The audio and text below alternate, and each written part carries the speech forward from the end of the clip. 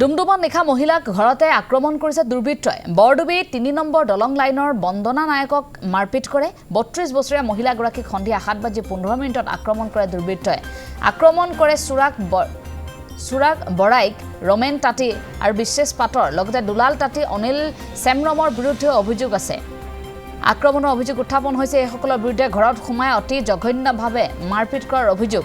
উল্লেখ্য যে মহিলাগৰাকী পুত্ৰ ঘৰৰ কাষৰে পিকনিকলৈ গৈছিল। পিকনিকস্থলীত লোকগৰাকীয়ে প্ৰথমে মাৰপিট কৰে পুত্ৰক, পাছত মহিলাগৰাকীৰ ঘৰলৈ আহি বেয়াকৈ মাৰধৰ কৰে। মহিলাগৰাকীক চুচৰাই নিয়াৰ লগতে কাপোৰ কানি ফালিও আক্ৰমণ কৰে বুলি অভিযোগ উত্থাপন কৰিছে মহিলাগৰাকীয়ে। এই ঘটনা সন্দৰ্ভত মহিলাগৰাকীয়ে নিশাই ডুমডুমা থানাত এজাহাৰ দাখিল কৰে। ডুমডুমা মহিলা সমিতিৰ সভানেত্ৰী ববী বৰাই ঘটনাৰ উচিত তদন্ত বিচাৰিছে।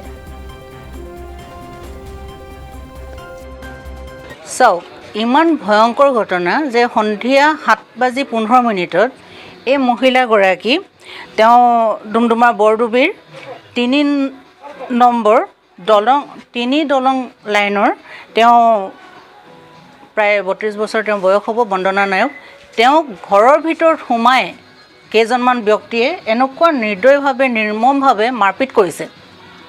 এই ডুমডুমাখনত ইমান ঘটনা হৈ আছে, নাৰীজনিত অপৰাধ কেতিয়াও কমি অহা নাই।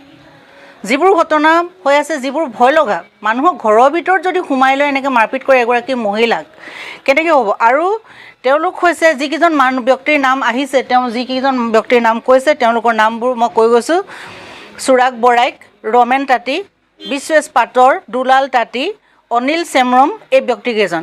এনেকুৱা ব্যক্তি, এনেকুৱা অপৰাধ যদি সমাজৰ ভিতৰত থাকে, তেনেহ'লে সেই সমাজখনত কোনো নাৰী সুৰক্ষিত হৈ থাকিব নোৱাৰে। মই ভাবোঁ যে প্ৰশাসনে ইয়াত এটা এনেকুৱা ধৰণৰ কঠোৰতম পদক্ষেপ লওক, যাতে কোনোবায়ো নাৰীৰ ওপৰত এই ধৰণৰ মাৰপিট ঘটনা হওক, বেয়া অশ্লীল শব্দ হওক, এই কথাবোৰ কোৱাটো বন্ধ কৰে। আৰু সেই সকলো ব্যক্তিক ডুমডুমা মহিলা সমিতিয়ে বাৰে সকিয়নি দি আছোঁ যে আপোনালোকৰ এই কাণ্ড কাৰখানাবোৰ বন্ধ কৰক, নহ'লে কোনোবা দিনাখন কিন্তু নাৰীয়ে যেতিয়া হাতত অস্ত্ৰ তুলি ল'ব, ৰক্ষা নাথাকিব আপোনালোকৰ। ঘটনাটো হ'ল কি, মোৰ ল'ৰাটো টিউশ্যনৰ পৰা আহি তাই ফাগুৱাত সিহঁতি নাচ গান কৰিছিলে, এইটো পিকনিক খাবলৈ গৈছিলে তাত, তাৰ লগৰকেইটা মাতিলে। তাৰপিছত সি ক'লে, ল'ৰাটো মোৰ মই পিকনিক খাবলৈ যাম বুলি ক'লে। তাৰপিছত মই ক'লোঁ নালাগে যাব, তোৰ দেউতা টাইমত ফোন কৰে বুলি ক'লোঁ। তো সি ক'লে, ল'ৰাটো দেউতাক কৈ দিবা যে আজি বাবাটো হৈ গ'ল বুলি কৈ দিবা বুলি ক'লে। তাৰপাছত সি গুচি গ'লে।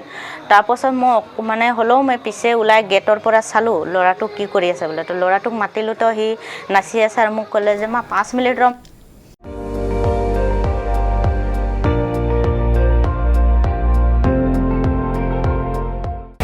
আপুনি চাই আছে ND24, সৰ্বশ্ৰেষ্ঠ নহয় সৰ্বোত্তমৰ দৌৰত।